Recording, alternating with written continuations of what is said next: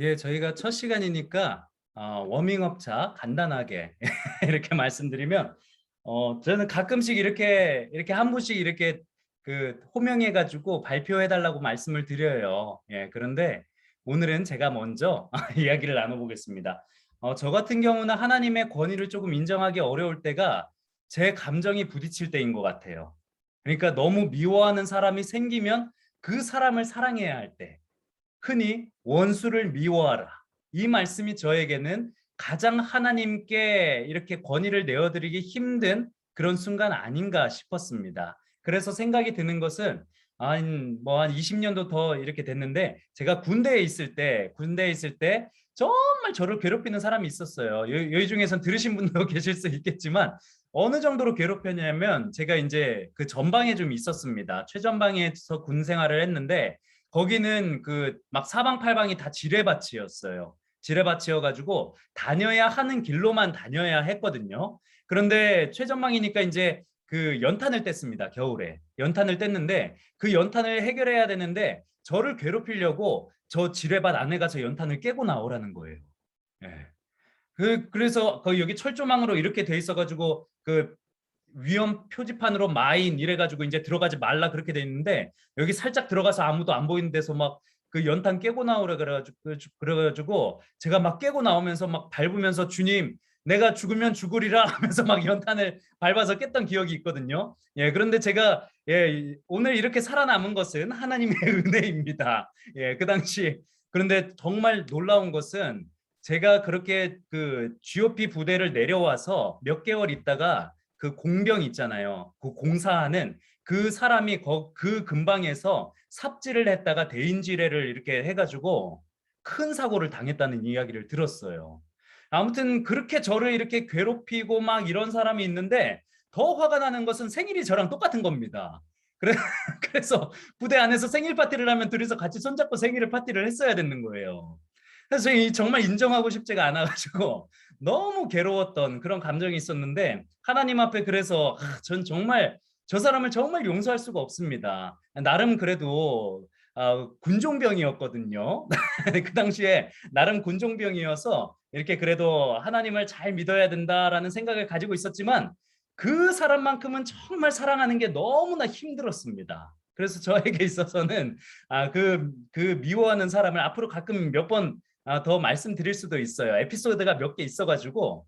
그래서 이 미워하는 감정을 제가 이제 성경의 방식대로, 네 원수를 사랑하라, 오른뺨을 맞으면 왼뺨도 이렇게 대라 하는데, 오른뺨을 맞았는데 어떻게 왼뺨을 댑니까? 오른뺨을 같이 때려줘야죠. 그렇죠? 근데 저에게 있어서는 그것이 되게 힘들었습니다. 물론 이것이 다 지난 일이기 때문에 말씀드리는 수 있는 거지만요. 그래서 우리 각자에게도 이렇게 우리 안에 있는 여러 가지 상충되는 부분들, 하나님을 우리의 영역으로 받아들이는 데 있어서 상충되는 부분들이 아마 있을 것 같아요. 오늘 이 말씀을 드리는 이유가, 이스라엘 백성들이 그 당시에 가장 필요로 했던 부분들이 하나님의 통치와 상충이 되었기 때문입니다. 자, 우리 한번 넘겨볼까요? 자, 1번. 왕을 요구하는 것은 하나님만으로는 충분하지 않다는 뜻입니다. 자, 우리 이문주 집사님 한번 말씀 한번 읽어 주실까요? 예. 감사합니다. 사무엘이 늙음에 그의 아들들을 이스라엘 사사로 삼으니 장자의 이름은 요엘이요 차자의 이름은 아비엘라. 그들이 브엘세바에서 사사가 되니라. 그의 아들들이 자기 아버지의 행위를 따르지 아니하고 이익을 따라 뇌물을 받고 판결을 굽게 하니라. 이스라엘 모든 장로가 모여 라마에 있는 사무엘에게 나아가서 그에게 이르되, 보소서, 당신은 늙고 당신의 아들들은 당신의 행위를 따르지 아니하니 모든 나라와 같이 우리에게 왕을 세워 우리를 다스리게 하소서 한지라. 우리에게 왕을 주어 우리를 다스리게 하라 했을 때에 사무엘이 그것을 기뻐하지 아니하여 여호와께 기도하매, 여호와께서 사무엘에게 이르시되, 백성이 내게 한 말을 다 들으라. 이는 그들이 너를 버림이 아니요 나를 버려 자기들의 왕이 되지 못하게 함이니라. 내가 그들을 애굽에서 인도하여 낸 날부터 오늘까지 그들이 모든 행사로 나를 버리고 다른 신들을 섬긴 같이 내게도 그리하는도다. 그러므로 그들의 말을 듣되 너는 그들에게 엄히 경고하고 그들을 다스릴 왕의 제도를 가르치라. 아멘. 아멘. 감사합니다. 1절 보시면 사무엘이 늙음에 그의 아들들을 이스라엘 사사로 삼으니라고 나와 있습니다. 사무엘이 이제 이스라엘 전역을 다스리면서 그들을 하나님의 말씀으로 통치하고 다스렸는데, 그런데 사무엘이 늙었다 이렇게 나옵니다. 본래 성경에서 연로하다라는 뜻은 지혜와 축복의 상징입니다. 지혜와 축복의 상징이지만, 그런데 오늘 사무엘이 늙었다 이렇게 나오는 것은 신체적이고 정신적인 연약함을 나타내는 그런 영적인 언어입니다. 그렇기 때문에 그의 아들들을 이스라엘 사사로 삼았다라고 나오는데요. 여러분, 사사직은 그게 되지 않습니다. 직계, 승계가 되지 않습니다. 하나님께서 이스라엘의 사사를 세우실 때는 하나님께서 직접 세우셨습니다. 그래서 지금처럼 뭐 이렇게 세습을 한다거나 사사직은 선지자직은 그렇게 세습이 되지 않습니다. 하나님께서 물려주실 경우에만 그렇게 가능하지, 이 당시에 사무엘이 그래서 아들들을 이스라엘로 사사로 삼았다라고 하는 것 자체가 이미 그의 영적인 부분들이 많이 연약해졌다라는 것들을 우리가 알 수 있지요. 그래서 2절에 보시면 장자의 이름은 요엘이요 차자의 이름은 아비아라. 이 이름의 뜻은 굉장히 좋습니다. 요엘은 여호와가 나의 하나님이시다라는 뜻이고요. 아비아는 여호와가 나의 아버지시다라고 하는 이름의 뜻입니다. 굉장히 좋은데, 그런데 안타깝게도 이 아들들은 아버지와 같이 그렇게 정의롭게 행하지 못했죠. 3절 볼까요? 그의 아들들이 자기 아버지의 행위를 따르지 아니하고 이익을 따라 뇌물을 받고 판결을 굽게 하니라. 예, 그렇죠. 그리고 4절에 보시면 그래서 이스라엘의 모든 장로가 모여 라마에 있는 사무엘에게 나아가서 무엇을 요구합니까? 왕을 요구하는 것입니다. 5절 한번 볼까요? 그에게 이르되 보소서, 당신은 늙고 당신의 아들들은 당신의 행위를 따르지 아니하니 모든 나라와 같이 우리에게 왕을 세워 우리를 다스리게 하소서 한지라. 자, 밑에 그 물음표 보시면 이스라엘이 왕을 요구하게 된 이유는 무엇인가요? 라고 했을 때 이 5절이 주된 내용인데요. 그런데 여러분, 5절에서 왜 왕을 세워달라고 했습니까? 두 가지 이유가 표면적으로 나옵니다. 첫째는 당신은 늙었습니다. 두 번째로 당신의 아들들은 당신의 행위를 따르지 않습니다. 여러분, 이것만 보면 사무엘과 그리고 사무엘의 아들이 그 문제가 있기 때문이라고 생각하는데, 그런데 이 본문 안에 숨겨진 이스라엘 백성들의 본심이 담겨 있습니다. 그게 바로 어느 구절이냐면 모든 나라와 같이, 이거예요. 모든 나라와 같이. 다른 나라들, 이스라엘의 주변에는 위로는 바벨론과 니느웨, 모압과 암몬, 애굽 등 굉장히 많은 나라가 있었어요. 여러분들도 아시다시피 그래서 이스라엘이 있던 그 위치가 전략적으로도 굉장히 중요한 위치였고 그만큼 공격도 엄청 많이 당했습니다. 뭐 블레셋도 있었고요. 그렇기 때문에 이스라엘 백성들은 주변에 있는 나라들의 형편을 많이 볼 수가 있었죠. 그런데 이스라엘의 주변 나라들 가운데 있는 공통적인 특징은 무엇이었냐? 왕이 있었다는 것입니다. 그들에게 왕이 있었는데, 그런데 왕이 있는 나라들이 다 부국 강병한 모습들을 많이 가지고 있는 거예요. 이스라엘 백성들은 이때까지 아직 나라가 형성된 지 얼마 되지 않았습니다. 아직까지 왕이 세워지지도 않은 때였기 때문에 왕이 형성되지 않아서 이들보다 훨씬 강대한 나라들이 많이 있었습니다. 니느웨, 뭐 바벨론, 그리고 밑으로는 애굽, 그리고 왼쪽만 해도 이제 블레셋, 이런 어마어마한 나라들이 많이 있었거든요. 그 나라들의 특징이 왕이 있었다는 것이죠. 그러니까 이스라엘 백성들이 이 우리에게 왕을 세워 주었으면 하는데 그 핑계를 사무엘과 그의 아들들로 두고 있었다는 것이죠. 사실은 다른 모든 나라와 같이 우리도 왕을 갖고 싶다. 그런데 이게 왜 갖고 싶은 것입니까? 우리들도 부국 강병하고 싶어서, 더 강해지고 싶어서, 더 민족적으로 강해지고 싶어서. 그런 이유로 이스라엘 백성들은 다른 나라와 같이 왕을 세워달라고 한 것입니다. 예, 그래서 밑에 이스라엘이 왕을 요구하게 된 이유는 표면적으로는 거기다 적으셔도 좋을 것 같아요. 펜이 있으신 분은 네, 제가 불러드리겠습니다. 1번 사무엘이 늙었기 때문에,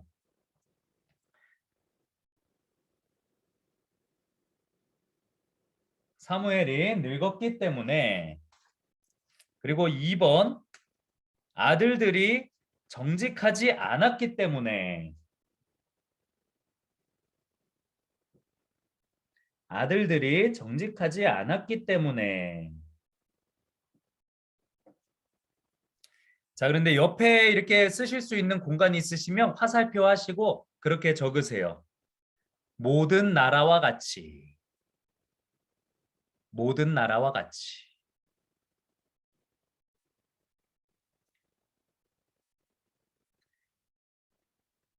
자, 밑에 또 보겠습니다. 그래서 이스라엘의 요구에 대해 하나님은 어떻게 말씀하시나요? 7절에 보시면 백성이 원하는 대로 해 주어라. 예, 거기다가 백성이 원하는 대로 해 주어라. 굉장히 하나님이 좀, 저는 이 구절을 읽으면서 굉장히 슬펐어요. 읽어볼까요? 여호와께서 사무엘에게 이르시되 백성이 내게 한 말을 다 들으라. 이는 그들이 너를 버림이 아니요 나를 버려 자기들의 왕이 되지 못하게 함이니라.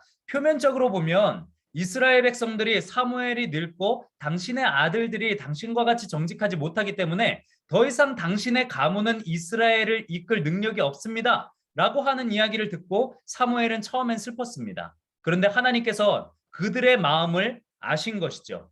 그들이 너를 버림이 아니요 나를 버렸다. 이것은 곧 무슨 말이냐면 이 당시만 해도 신정 통치 국가였지 않습니까? 그런데 신정 통치를 거부하고 왕정 통치를 요구하는 이스라엘 백성들이 하나님을 버리고자 했다라는 것을 하나님이 아셨다는 것입니다. 여기 나와 있는 모든 나라와 같이 이 구절 안에 숨겨진 이스라엘 백성들의 속마음을 하나님은 아셨다는 것입니다. 여기서 우리는 육이 되신 하나님을 발견할 수가 있어요. 칼바르트라고 하는 신학자가 그랬거든요. 육이 되신 예수님. 자기가 지은 사람들에 의해 버림받으신 예수님. 자기의 백성들에게 버림받으신 하나님.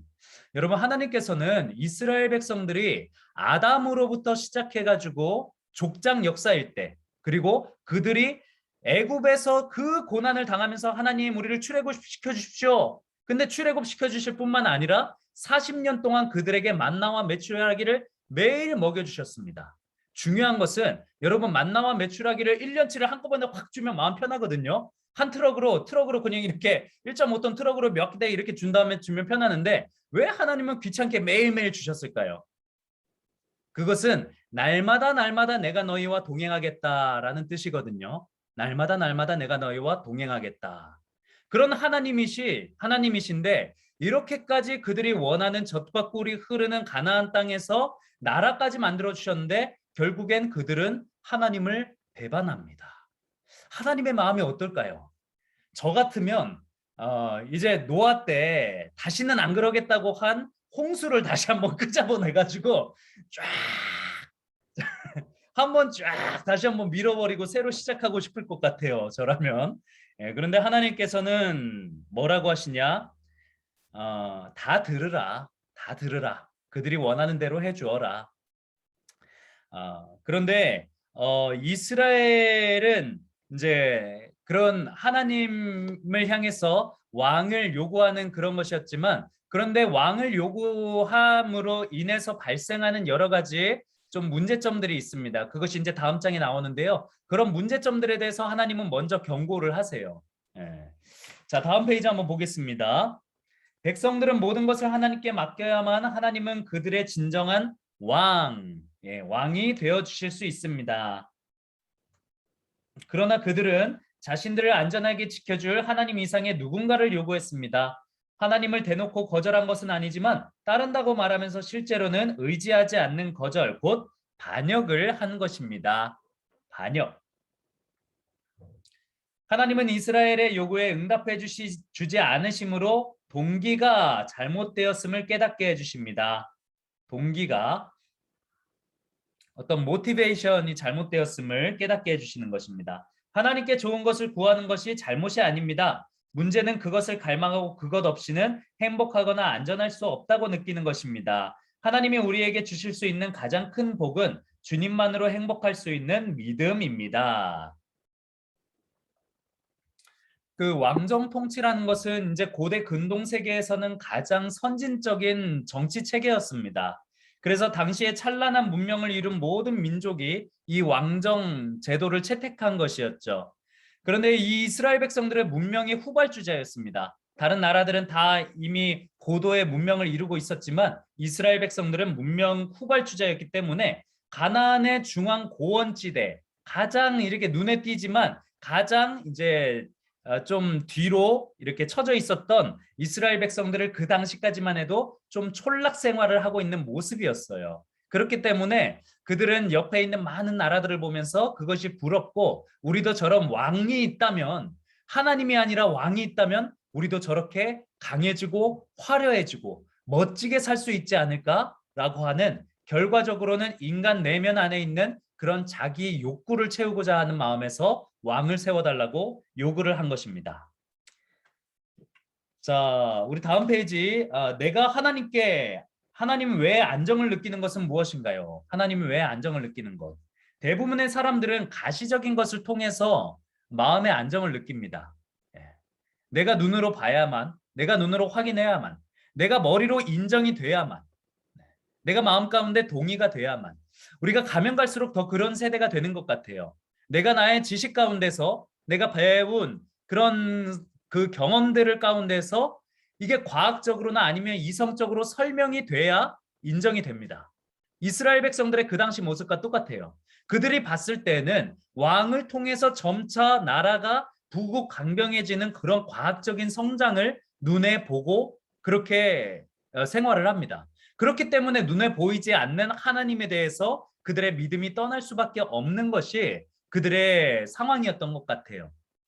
한편으로는 이해가 갑니다. 우리도 그렇죠. 눈으로 보일 때만, 눈으로 확실히 확인될 때.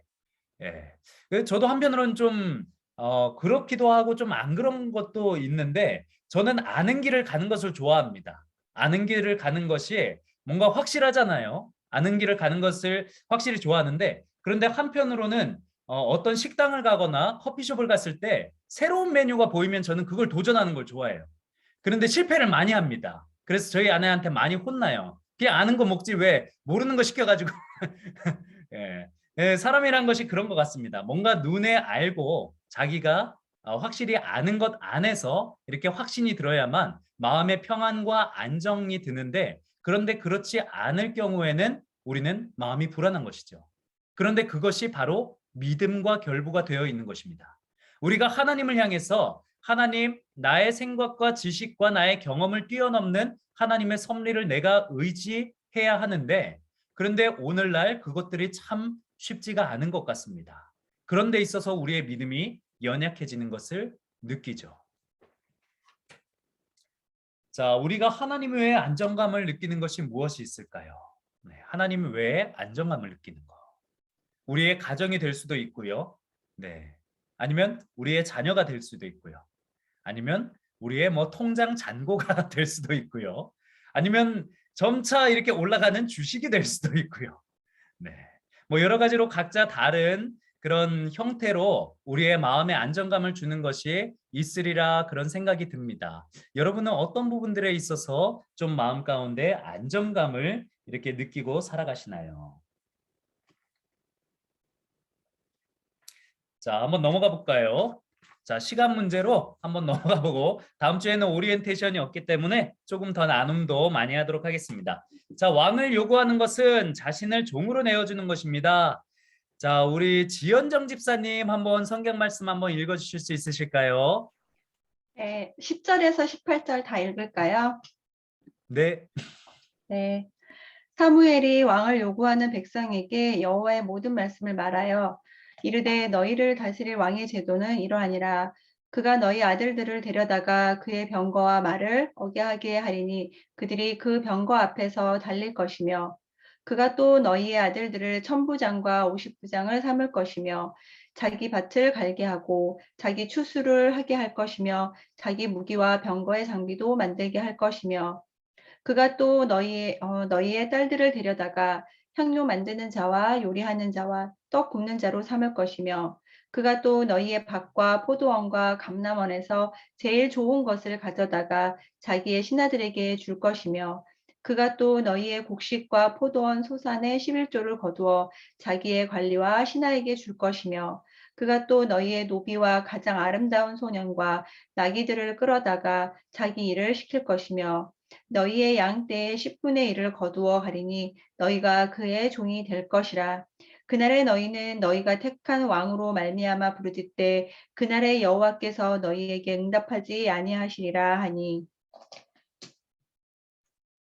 아멘. 감사합니다. 자, 여기에 나와 있는 것은 그 하나님께서 이스라엘 백성들에게 너희는 왕을 이렇게 세워라라고 하는 것이 아니라 왕이 이런 그 세상의 왕들이 가진 제도가 이런 모습이다라는 근거 말씀이거든요.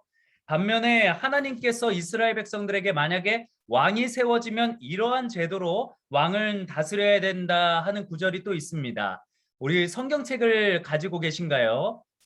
저희가 강의하는 동안에는 성경책을 수시로 찾아볼 수 있기 때문에 한번 성경 말씀 신명기 17장, 신명기 17장 14절에서 20절의 말씀을 한번 보겠습니다.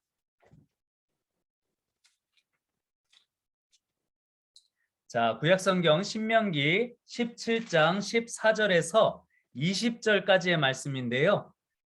우리 황선아 집사님 한 번만 부탁드립니다. 내가 내 하나님 여호와께서 내게 주시는 땅에 이르러 그 땅을 차지하고 거주할 때에 만일 우리도 우리 주 위에 모든 민족들 같이 우리 위에 왕을 세워야겠다는 생각이 나거든 반드시 내 하나님 여호와께서 택하신 자를 내 위에 왕으로 세울 것이며 내 위에 왕을 세우려면 내 형제 중에서 한 사람을 할 것이요 내 형제 아닌 타국인을 내 위에 세우지 말 것이며 그는 병마를 많이 두지 말 것이요 병마를 많이 얻으려고 그 백성을 애굽으로 돌아가게 하지 말 것이니 이는 여호와께서 너희에게 이르시기를 너희가 이후에는 그 길로 다시 돌아가지 말 것이라 하셨음이며 그에게 아내를 많이 두어 그의 마음이 미혹되게 하지 말 것이며 자기를 위하여 은금을 많이 쌓지 말 것이니라. 그가 왕위에 오르거든 율법서의 등사본을 레위 사람 제사장 앞에서 책에 기록하여 평생에 자기 옆에 두고 읽어 그의 하나님 여호와 경외하기를 배우며 이 율법의 모든 말과 이 규례를 지켜 행할 것이라.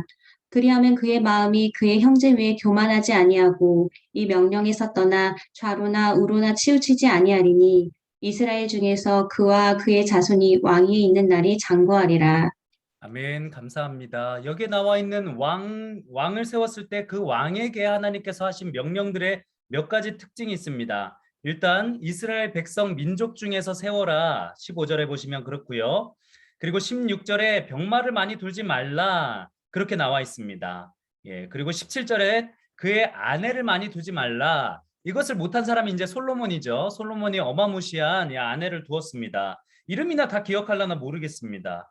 네, 그리고 자기를 위하여 은금을 많이 쌓아두지 말라 그렇게 나와 있죠. 이런 모양이 왕이 세워지거든 왕이 지켜야 할 그런 하나님의 기준인데 그런데 다시 책으로 돌아가 보겠습니다.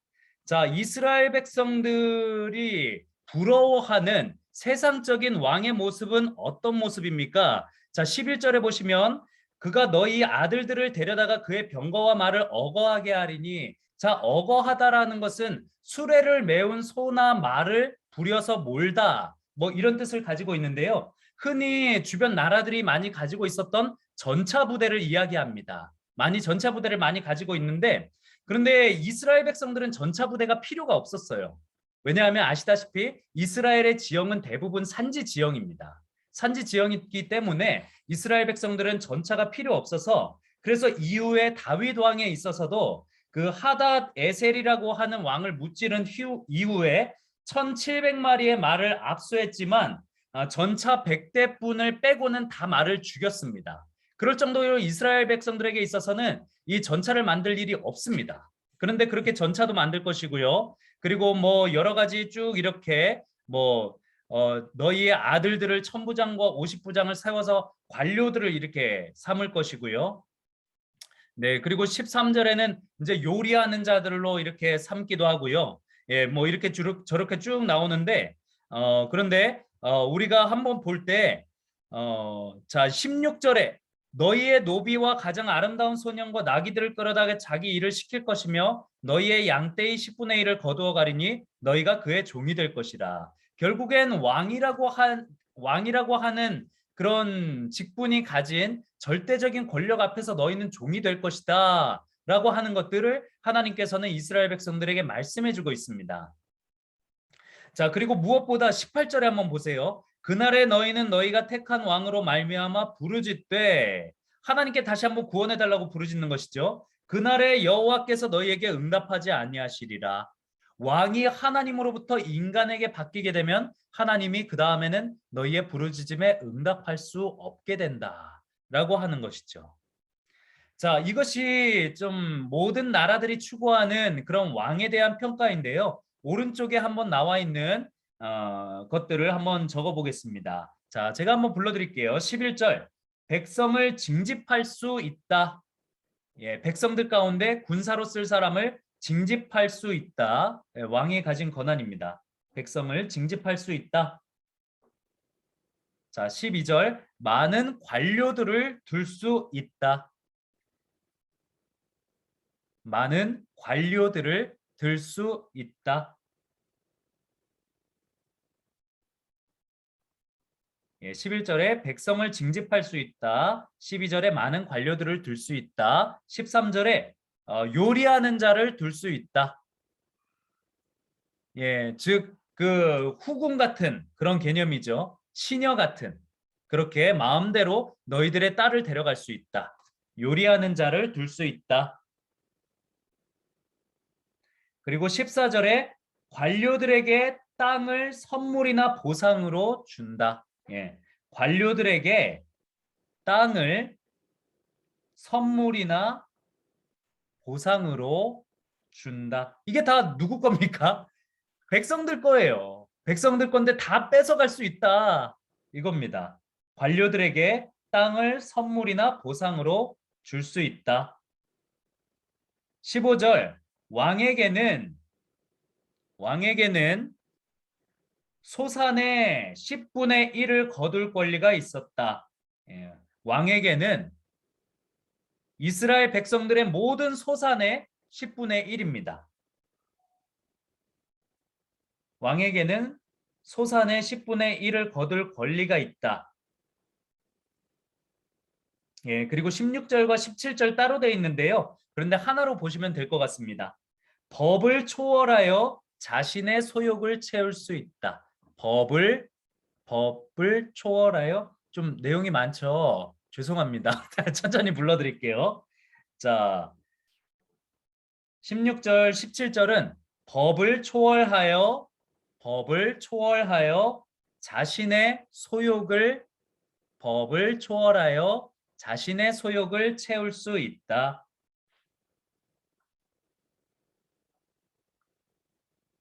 자, 16, 17절이 그런 내용입니다. 자, 11절 백성을 징집할 수 있다. 12절 많은 관료들을 둘 수 있다. 13절 요리하는 자를 둘 수 있다. 14절 관료들에게 땅을 선물이나 보상으로 나눠줄 수 있다. 15절 왕에게는 소산의 10분의 1을 거둘 권리가 있다. 네, 16절, 17절은 법을 초월하여 자신의 소욕을 채울 수 있다. 예, 혹시 못 적으신 구절 있으신 분? 네, 그렇습니다. 예, 이렇게 너희가 인간적인 왕을 세우면은 그 왕이 너희들에게 있어서 처음에는 좋아 보일 수도 있지만 결과적으로는 너희들을 다스릴, 노예로 만들어 버릴 그런 가능성이 있다라는 것입니다.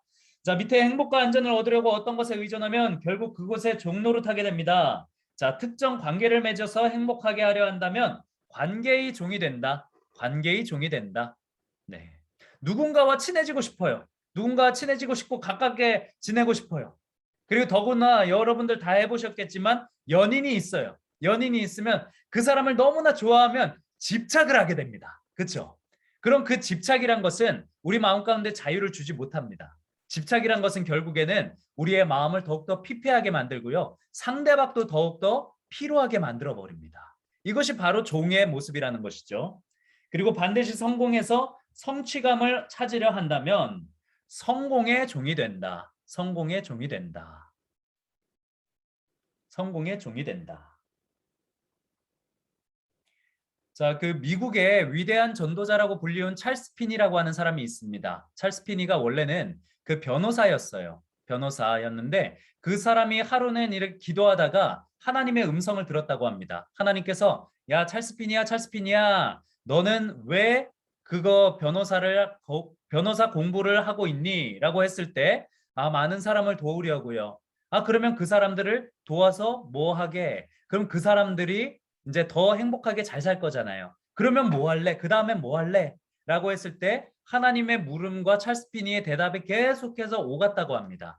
그런데 제일 마지막에 결국에는 하나님께서 뭐 할래 했을 때 찰스 피니가 나온 대답은 죽음이었습니다. 이제 죽는 일밖에 없겠네요. 그렇게 딱 했을 때 찰스 피니가 처음에 그 변호사가 되고자 했던 마음은 성공에 대한 욕심과 돈에 대한 욕심이 가장 컸다고 합니다. 그런데 하나님의 그런 계속된 물음에 결국에는 찰스 피니가 그 모든 것들은 결국엔 죽음으로 가는 길이구나라는 것들을 깨닫고 내가 이 땅에 살아있을 때 정말 하나님을 위해 뜻깊은 일을 하게 되면서 시작한 것이 바로 복음 사역이었다고 합니다.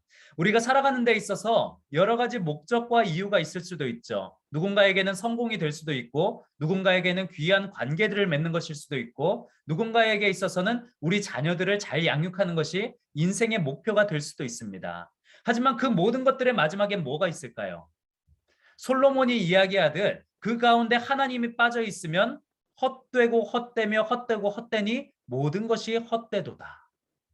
솔로몬은 세상의 모든 것들을 영위했거든요.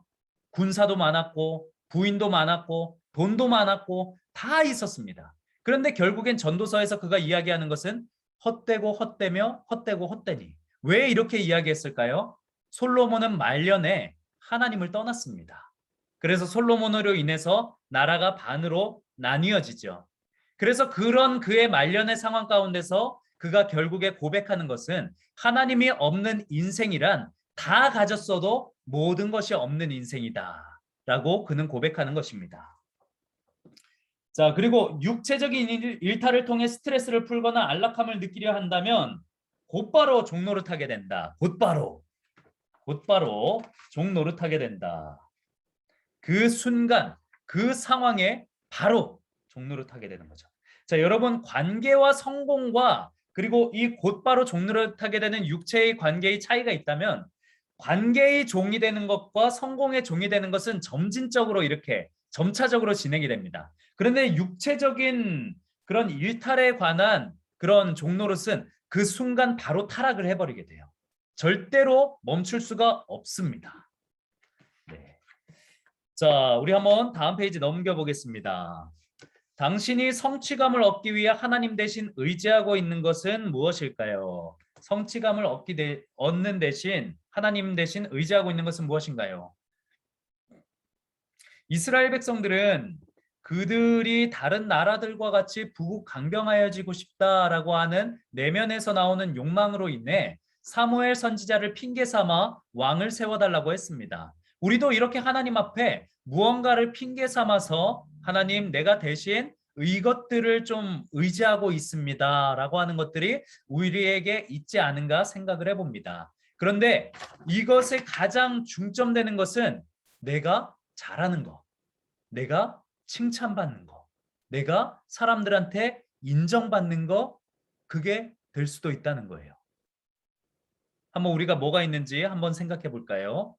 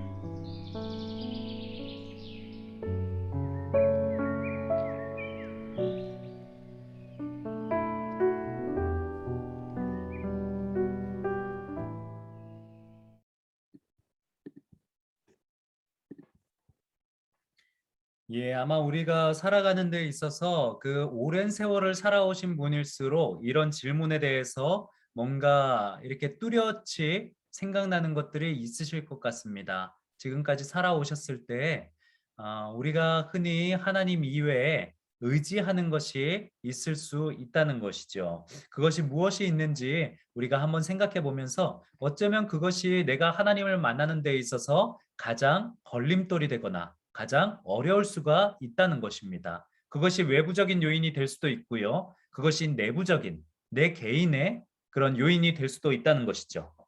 자, 3번 보겠습니다. 자, 제목을 수정해 주시면 될 것 같은데요.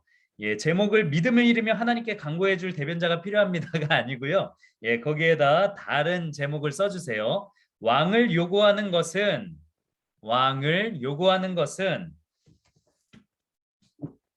세상 사람과 같아지는 것입니다. 왕을 요구하는 것은 세상 사람과 같아지는 것입니다. 이게 저희가 이번 네 번째로 책 만드는데도 이게 참 매번 검수를 한다고 하지만 참 아마추어 티가 너무 많이 난다고 예, 느껴지는데 예, 그래도 좀 귀엽게 봐주시고요. 예. 그래서 왕을 요구하는 것은 세상 사람과 같아지는 것입니다. 자, 사무엘상 8장 19절에서 22절인데요. 제가 한번 읽어드릴게요. 백성이 사무엘의 말 듣기를 거절하여 이르되 아니로소이다. 우리도 우리 왕이 있어야 하리니 우리도 다른 나라들 같이 되어 우리의 왕이 우리를 다스리며 우리 앞에 나가서 우리의 싸움을 싸워야 할 것이니이다 하는지라. 사무엘이 백성의 말을 다 듣고 여호와께 아뢰매 여호와께서 사무엘에게 이르시되 그들의 말을 들어 왕을 세우라 하시니 사무엘이 이스라엘 사람들에게 이르되 너희는 각기 성읍으로 돌아가라 하니라. 아멘. 그 전에 이제 세상적인 왕의 제도는 이러하다. 사실 이렇게 되면 너희들은 노예와 같아질 것이다라고 말했지만 이스라엘 백성들이 19절에 뭐라고 합니까? 사무엘의 말 듣기를 거절하여. 그런데 왜 그러냐? 그들의 고집을 꺾지 못하는 것이 20절에 나옵니다. 이제 노골적으로 이야기를 해요. 우리도 다른 나라들 같이 되어 우리의 왕이 우리를 다스리며 우리 앞에 나가서 우리의 싸움을 싸워야 할 것이니라. 노골적으로 이제 이야기를 하죠. 이전에는 사무엘과 사무엘의 아들 때문입니다 라고 이야기했는데 그런데 그렇게 핑계를 댄 자체가 자신들이 요구하는 그것이 잘못된 요구라는 것을 안다는 거예요. 아예 처음부터 노골적으로 다른 나라들도 이렇게 하니까 그렇게 해주십시오 라고 하면 모르겠지만 처음에 왜 숨깁니까? 왜 거짓말합니까? 자신들이 이러한 요구가 하나님을 유기하고 하나님을 배반하는 행위라는 것을 알았다라는 것이죠. 그래서 20절에서 본격적으로 이야기를 하는데 그런데 그 김구원 교수라고 하시는 분이 쓴 이제 그 사무엘상 이 책에서 보면 제가 한번 읽어드릴게요. 이러한 이스라엘 백성들의 모습은 이렇습니다. 왕이 생기면 국가의 전쟁 능력이 월등히 향상되는 장점은 있지만 그것이 지금 왕이 필요한 이유는 아니다. 왜냐하면 지금 이스라엘은 사사 사무엘의 통치 덕분에 평화 시기를 맞고 있기 때문이다. 그렇죠? 이 당시에는 그렇게 이스라엘을 넘보는 나라가 없었습니다. 그 블레셋도 20년 동안 이렇게 넘보지 못했다고 나오거든요. 그 더불어 더욱이 나온 것은 그들이 왕을 원한 이유는 보이지 않는 하나님의 통치보다 보이는 사람의 통치를 신뢰했기 때문입니다. 여기가 중요합니다. 자신들의 자유를 조금 양보하더라도 눈에 보이는 안정적인 무언가를 얻고 싶었다. 자신의 자유를 조금 양보하더라도 눈에 보이는 안정적인 무언가를 얻고 싶었다. 보이지 않는 것을 믿음으로 바라보기보다 보이는 무기, 제도, 문명을 신뢰한 것이다. 여러분, 우리의 자유를 양보하더라도 우리가 노예가 되더라도 우리가 하나님의 자유로운 민족의 정체성을 버리더라도 그렇게 우리가 눈에 보이는 만족들을 따라가고 있는 모습이 우리에겐 있지 않나 생각을 해봅니다. 이스라엘 백성들은 자신들이 하나님의 통치를 벗어나서 왕의 통치대로 살면은 결국에는 노예 생활을 하게 될 것이다라는 분명한 경고를 들었고 그것을 알았지만 자신들의 자유가 인간의 왕에 의해서 억압되는 상황이 생긴다고 할지라도 그런 자유를 포기한다고 할지라도 눈에 보이는 안정을 추구했다는 것이죠. 우리의 모습은 어떻습니까, 여러분? 하나님을 향해 믿음을 드려야 하는데, 하나님을 향해 그렇게 우리의 신앙을 드려야 하는데, 하나님이 눈에 보입니까? 안 보입니다. 하나님 눈에 안 보여요. 그런 하나님께 우리의 믿음을 드리는 그런 신앙이 있어야 하는데, 그런 하나님보다 우리는 세상 가운데 눈에 보이는 것들을 향해서 우리의 자유가 결박당한 채, 세상에 있는 많은 사람들과 마찬가지로 우리의 자유가 결박당한 채 하나님을 포기하는 그런 모습이 우리 가운데 있지 않나 싶습니다. 자, 9페이지 한번 보겠습니다. 주님은 우리가 그리스도를 알므로 얻게 될 사랑과 확신을 알기 원하십니다. 사랑과 확신. 여러분, 그래서 그 초창기 기독교가 가장 부흥했을 때 가장 많이 됐던 설교가 두 가지였는데요. 세 가지였습니다. 첫째가 하늘나라에 대한 설교, 그리고 둘째가 회개에 대한 설교, 그리고 셋째가 복에 대한 설교입니다. 복에 대한 설교. 그래서 많은 사람들은 이 복에 대한 설교를 굉장히 좋아했죠. 그리고 하나님께서 복을 주셔서 많이 성장한 것도 사실이고요. 그런데 오늘날에 있어서 많은 사람들에게 필요한 설교는 무엇이냐면 하나님의 사랑에 대한 설교라고 저는 생각을 합니다. 사람들은 이미 복을 차고 넘치게 많이 받고 있습니다. 그런데 복이 너무나 많으니까 더 이상 이걸 복이라고 생각을 못하는 거예요. 여러분, 복 중에서 가장 큰 복이 무엇입니까? 딱 생각나는 거. 외제차! 로또 1등! 여러분, 아닙니다. 복 중에서 가장 귀한 복은 예수의 생명, 이 복이 가장 귀해요. 우리는 나중에 다 공수레로 온 인생이 다 공수거 가게 됩니다. 다 이 땅의 모든 것들을 다 내려놓고 주님 앞에 다 가게 됩니다. 그때 우리에게 예수 그리스도의 생명에 대한 확신이 없다면 우리는 어느 쪽으로 갈까요? 세상의 그 무엇보다 가장 귀한 복은 예수를 아는 복이라는 것이죠. 그런데 오늘날 많은 사람들에게 있어서는 이 예수 그리스도를 믿는 복이라는 것이 다른 한정적인 복들에 의해서 많이 가려져 있습니다. 물질의 복, 자손의 복, 땅의 복, 이런 것들에 의해서 진짜 복이 가려져 있어요. 그래서 오늘날 진짜 필요한 것은 그 모든 복보다 가장 중요한 복인 예수 그리스도의 보혈이 우리 안에 있다라는 것을 상기시켜주는 그런 설교가 우리 가운데 가장 많이 필요하다는 것입니다. 여러분, 하나님을 진짜 사랑하십니까? 하나님이 여러분을 사랑하신다는 확신이 있으십니까? 없으신 분도 있어요. 왜냐? 내가 사는 모습이 이 모양인데 하나님이 나를 사랑하실까요? 그런 생각 가지고 계신 분 계십니다. 그렇지만 여러분, 하나님은 여러분을 사랑하시되 끝까지 포기하지 않으신다는 것을 반드시 기억하시기 바랍니다. 자, 공허한 약속으로 가득한 세상 것들에 사로잡혀 않기를 바랍니다. 우리에게는 이스라엘과 다스르게 선택할 기회가 있습니다. 바로 믿음의 선택입니다. 밑에 조건부 순종은 여전히 불순종이기 때문에 왕이신 하나님을 따르려면 절대적으로 조건과 예외가 없이 믿음으로 발을 내디뎌야 합니다. 마음 가운데 일단 조건이 들어오면 여러분, 사람이란 게 계속 합리화를 시키고 싶어 합니다. 왜냐? 하나님은 오래 참아주시거든요. 하나님은 오래 참아주시기 때문에 내가 선택하는 욕망도 참아주시겠지, 이렇게 생각을 합니다. 물론 하나님은 참으십니다. 그런데 여러분, 우리가 못 참아요. 하나님은 참아주시는데 우리가 못 참고 우리가 하나님을 떠나는 결과가 옵니다. 그래서 죄라는 게 무서운 거예요. 우리가 죄를 짓는다고 해서 하나님이 우리를 떠나시는 것은 아닙니다. 그렇지만 인간이 죄를 선택한 결과 점차 죄에 가까워지고 우리가 하나님을 떠나게 됩니다. 그게 이제 성경에 나오는 죄라고 하는 단어인 하마르티아, 관역을 벗어나다. 하나님이라는 관역을 벗어나 버린.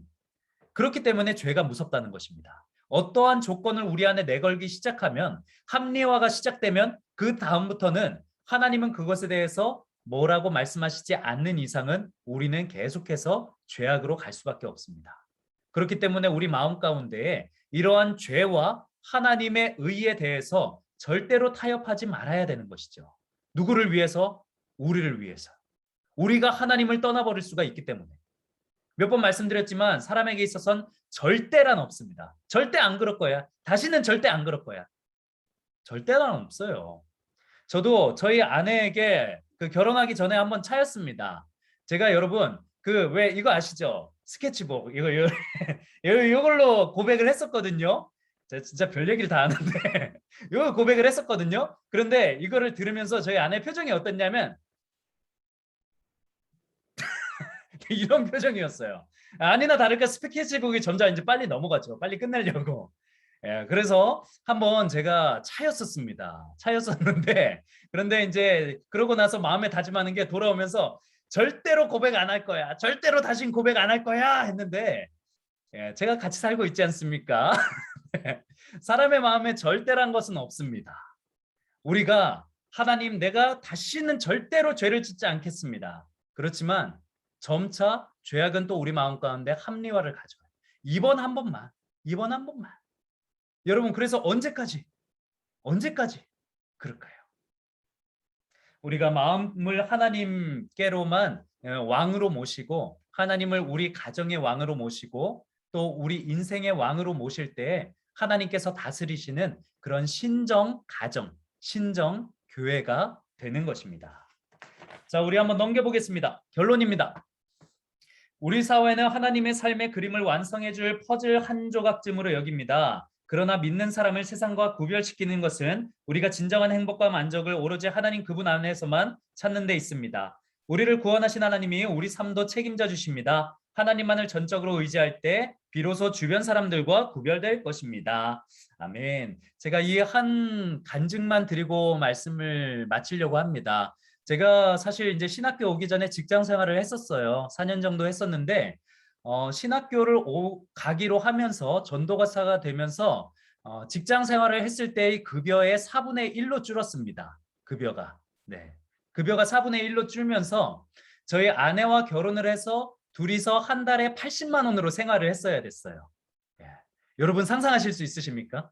예, 통신료 다 내고 뭐 다 내고 한 달에 80만 원으로 생활을 하는 거예요. 그런데 그조차도 제가 그 서울에서 이제 학교를 다니면서 전도사는 고향인 충북 청주에서 했거든요. 그러니까 기름값도 나가고 뭐도 나가고 막 이러니까 80만 원이 돈이 어디 있습니까? 진짜 돈이 너무 없어가지고 예, 또 좀 비참한 상황도 있기도 했는데 그런데 그 제가 정말 놀라웠던 것은 정말 지금 그 당 일할 때에 비해서 전도사 생활할 때 정말 먹고 살 게 너무나 없었습니다. 이렇게 하지만 그런데 그때그때마다 필요할 때 하나님이 채워주시는 은혜가 있었습니다. 제 기준에 있어서 이 얘기 들으신 분 있으실 거예요. 제 기준에 있어서 부자는 뭐냐? 저에게 있어서 그렇습니다. 치킨을 먹고 싶을 때 시켜 먹을 수 있으면 부자다. 네, 제 기준엔 그래요. 치킨을 먹고 싶은데 이거를 시켜 먹고 싶을 때 먹을 수 있으면 그게 부자거든요. 그런데 놀랍게도 그 당시에 치킨을 먹고 싶을 때 못 시켜 먹었던 적이 없었습니다. 이게 얼마나 놀라운 하나님의 은혜입니까, 여러분? 예, 돈이라는 것도 그런 것 같습니다. 돈도 절대가 아니라 상대예요. 부족하다고 해서 모자란 것이 아니고 많다고 해서 넉넉한 것이 아닙니다. 많으면 많을수록 더 없는 것도 돈이고요. 부족하지만 그것 안에서 살아갈 수 있으면 그것 또한 넉넉한 것입니다. 그렇기 때문에 우리가 하나님을 주인으로 섬기고 나의 생각과 다르게 이렇게 뭔가 방향이 인도되어지진 않나 생각될 때에도 하나님께서 인도해 주시는 그 섭리에 맡길 때 우리는 자족할 수 있는 바울이 이야기하는 그런 마음이 있을 수 있다는 것이죠. 예, 늦어져서 굉장히 죄송하고요. 우리 마지막으로 11페이지 한번 여기 점검만 하고 마치겠습니다. 자, 말씀대로 살아가기. 우리 각자가 가진 생각이에요. 하나님께서 내 삶의 왕이신 것을 구체적으로 확인해 보기. 자, 1번 시간, 재정, 건강, 감정 이런 거 있을 때 밑에 보시면 그 0, 20, 40, 60, 80, 100 이렇게 돼 있잖아요. 예, 거기에다가 줄을 이렇게 끊는 겁니다. 뭐 예를 들어서 나는 시간을 하나님께 100% 드리고 있습니다 라고 할 땐 시간을 오른쪽으로 이렇게 쫙 100가지 줄을 그으신다든가 아니면 재정은 내가 하나님께 한 80 정도 이렇게 드리는 것 같습니다 하면 오른쪽으로 줄을 한 80 쫙 한번 그어보는 것입니다. 자, 한번 저는 막 이 정도 이런 느낌으로 이렇게 그어봤는데요. 여러분들도 한번 이렇게 줄을 이런 식으로 한번 그어보시는 것은 어떨까 싶습니다. 자, 한번 잠시 이렇게 여러분들이 느끼시는 나는 어떤 상태인가, 나는 어떤 상황인가 한번 줄을 쫙 그어 보실까요?